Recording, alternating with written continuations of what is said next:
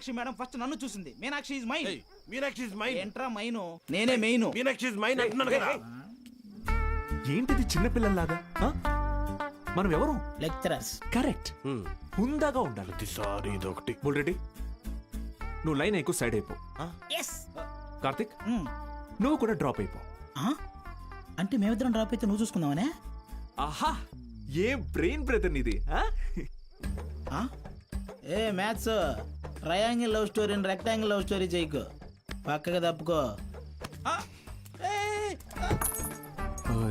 2 ఏళ్ల తర్వాత నేను కొన్ని 2 బెడ్రూమ్ అపార్ట్మెంట్ లో మా అమ్మతో పాటు వంటింట్లో పాలు పొంగించేది మీనాక్షి మేడమే. మర్యాదగా తప్పుకో, లేకపోతే ఇంకి పెంకి పాంకి ఆడదామా? ఏంటి ఇంకి పెంకి పాంకియా?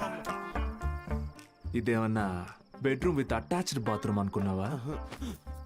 Love Meenakshi madam is mine. పక్కకిల్లాడుకో రాజా. Okay brother. Okay. Good night brother.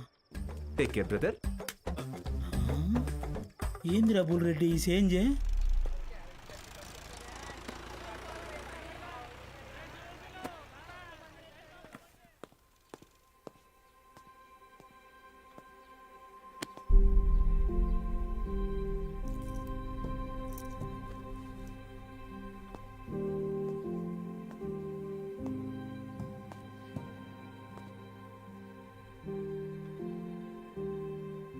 ఇక్కడ ఎప్పుడు అంతే అంటే పిల్లలు లేరని కొంపదీసి ఇప్పుడు కిందకెళ్ళి పశువులకు పాడాలి చెప్పంటారేమో. బ్రదర్ కాలేజీకి స్టూడెంట్స్ ఎవరు రారంట బ్రదర్. అయితే టుడే హాలిడే. రోజంతా జాలీడే. Sunday to Monday holiday. Jolly day. నిన్నొచ్చారు కదా సార్. మీరు వస్తున్నారని తెలిసి ప్రెసిడెంట్ గారు హడావిడిగా ఊళ్ళో 10th పాస్ అయి ఖాళీగా ఉన్న పిల్లల్ని తీసుకొచ్చి క్లాస్లో కూర్చోబెట్టి ఫోటోలు దిగారు. ఆయనకు కావాల్సిన పబ్లిసిటీ వచ్చింది. ఇదిగో చూడండి, మీకు మెల్లిగా ఇది అలవాటైపోతుందిలేండి సార్. సీనియర్ లెక్చరర్ అయ్యి లైఫ్లో బాగా సెటిల్ అవుదాం అనుకున్న బాలు సార్ ఆశలపైన నీళ్లు చల్లినట్టయింది. ఒక్కసారిగా టీలా పడిపోయాడు.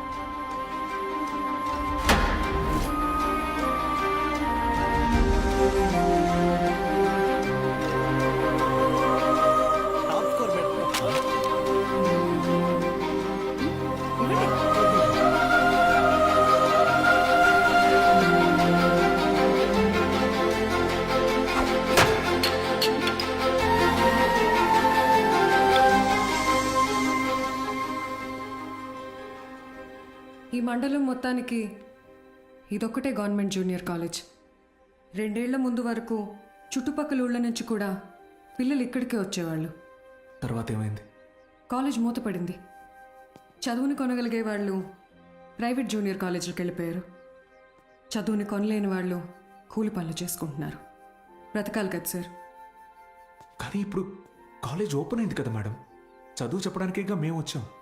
కొన్నాళ్ల తర్వాత మీరు వెళ్ళిపోతే, కాలేజ్ మళ్ళీ మూతపడితే, మిక్స్చర్ పొట్లాల ఆశ చూపిస్తే కానీ రాలేదు సార్ మొన్న మన ఊరు పిల్లలు. చదువుకోవాలన్న ఆశ ఉన్నప్పుడు వాళ్ళకి చదువు దొరకలేదు. ఇప్పుడు మీరు వచ్చినా వాళ్ళ కోసం ఉంటారన్న నమ్మకం వాళ్ళకు కుదరడం లేదు. వాళ్ళకేంటి, నాకే నమ్మకం లేదు. ఏ మీకు ఎలా చెప్పాలి? నాతో రండి. కార్తిక్ బుక్ ఇదిగో చూడండి సార్. నా పేరుతో ఫ్లేమ్స్ ఆడాడు. ఫస్ట్ టైం ఎస్ వచ్చిందని నా పేరే మార్చేశాడు. మీనాక్షిని మైనాక్షిగా. వీడిని నమ్మాలా? బుల్ రెడ్డి అలాంటి వాడు కాదు మేడం.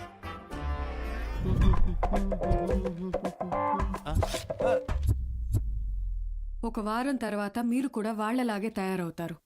అక్కడి నుంచి మాక్సిమం 1 నెల ఈ పల్లెటూరులో మేము ఉండలేము అని పారిపోతారు. ఛాలెంజ్ చేసి చెప్తున్నాను. లేదు మేడం, నేను ఇక్కడికి ఒక లక్ష్యంతో వచ్చాను. పారిపోను. వారం కాదు, నెల కాదు, 3 days from today, that is Monday కల్లా అటెండెన్స్ రిజిస్టర్లో ఉన్న ప్రతి స్టూడెంట్ క్లాస్ రూమ్లో ఉంటాడు. నేను కూడా ఛాలెంజ్ చేసి చెప్తున్నాను. Okay madam? Thank you madam. Take care. Sir Gopika BiPC student వడాలు, ఒడియాలు, జంతికలు, చక్రాలే.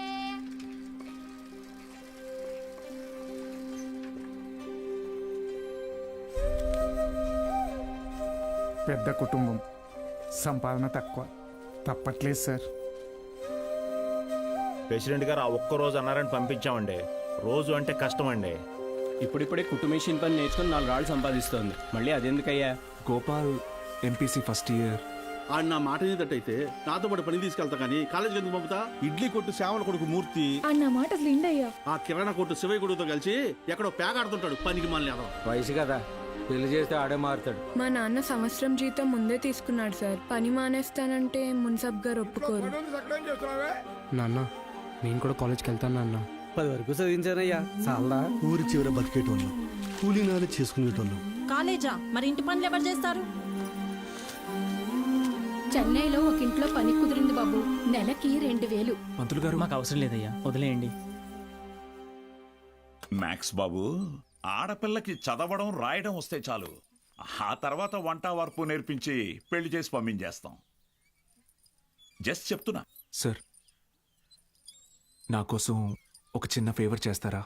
భలేవారు మ్యాక్స్ బాబు, మీరు మా బా మనిషి, అడగండి. మొన్న కాలేజ్కి వచ్చిన స్టూడెంట్స్ వాళ్ళ అమ్మా నాన్నల్ని పంచాయతీకి పిలిపించండి. సరే రేయ్, చూసుకో. అలాగే మనం పిలవడం రాకపోవడమా? అందరూ వచ్చేసారు, మొదలెడదామా?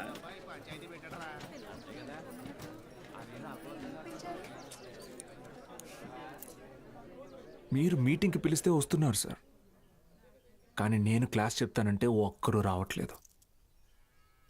చాలామంది స్టూడెంట్స్ పనులకి పోతున్నారు.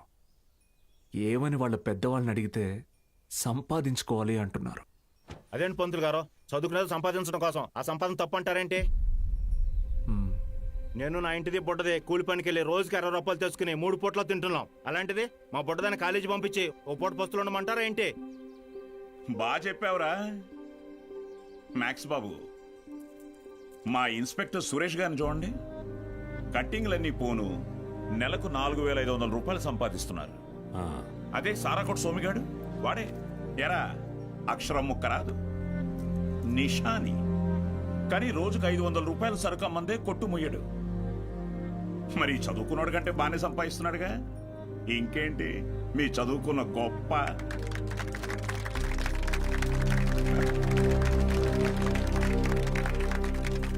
ఫ్యాన్స్.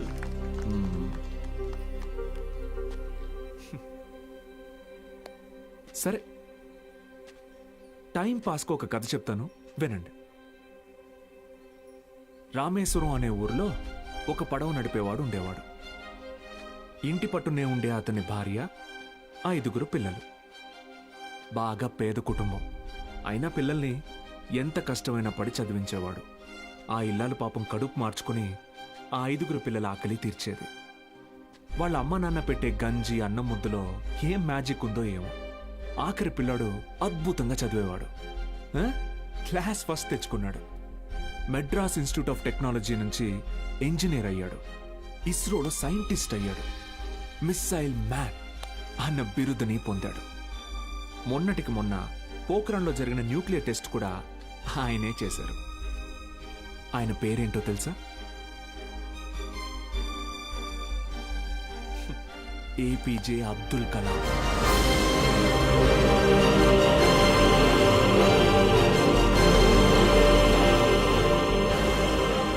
ఆ రోజు ఆ పడవ నడిపేవాడు, నా కొడుకు నాతో పాటు పనిలోకి వస్తే ఒక 4 ట్రిప్పులు ఎక్స్ట్రా వేయొచ్చు, ఒక 4 రాళ్ళు ఎక్కువ సంపాదించుకోవచ్చు అనుకోనుంటే భారతదేశం గర్వించదగ్గ సైంటిస్ట్ని కోల్పోయేవాడు. ఇందాక మీరు ఈ ఊరి ఇన్స్పెక్టర్ని సురేష్ గారు అన్నారు. సారా ఆమె సోమరాజుని సోమి గాడు అన్నారు. పాపారావు,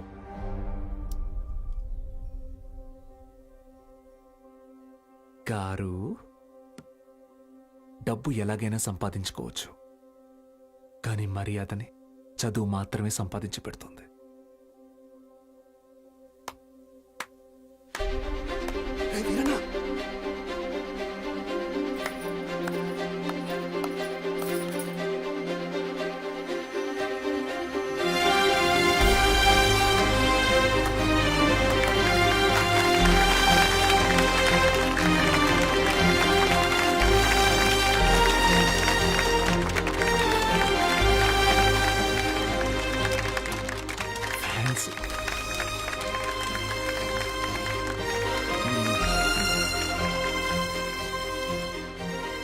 మీకు నేనున్నాను,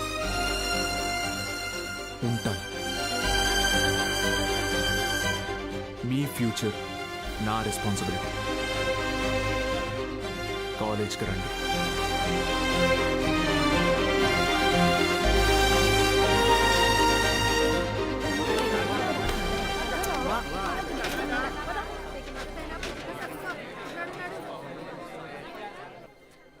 Balu sir, Balu sir, madam, Monday కల్లా క్లాసులు నింపుతానని చెప్పాను కదా, నింపేస్తా. మీరు కాలేజ్కి ఏదో మంచి చేస్తారనిపిస్తుంది. Welcome to the college.